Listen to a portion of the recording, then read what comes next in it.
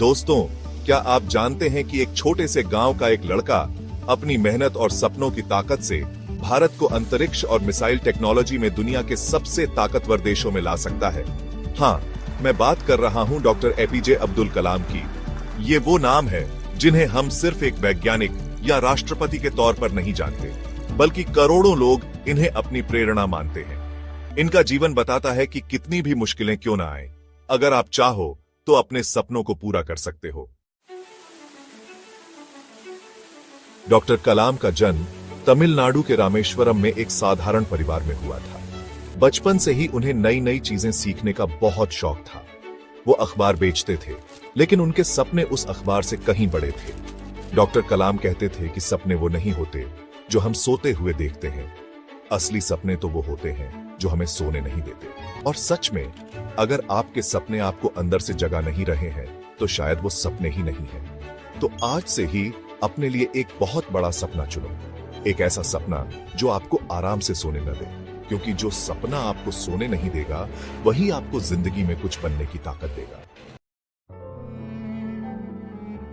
लेकिन दोस्तों, सिर्फ सपने देख लेने से कुछ नहीं होता। उन सपनों को हकीकत में बदलने के लिए जरूरी है कड़ी मेहनत और धैर्य।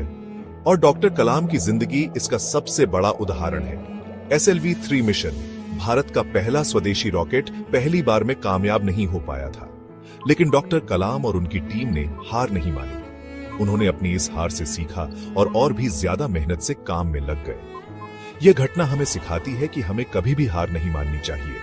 हार तो जीत की पहली सीढ़ी होती है। जरूरत है तो बस हिम्मत बनाए रखने की और लगातार कोशिश करते रहने की। डॉक्टर कलाम सिर्फ एक महान वैज्ञानिक ही नहीं थे, बल्कि एक बहुत अच्छे इंसान भी थे। उनकी कामयाबी का एक बहुत बड़ा कारण था उनका अच्छा स्वभाव और सीखने की चाह। वो कहते थे कि दुनिया में ज्ञान से बड़ी कोई ताकत नहीं होती।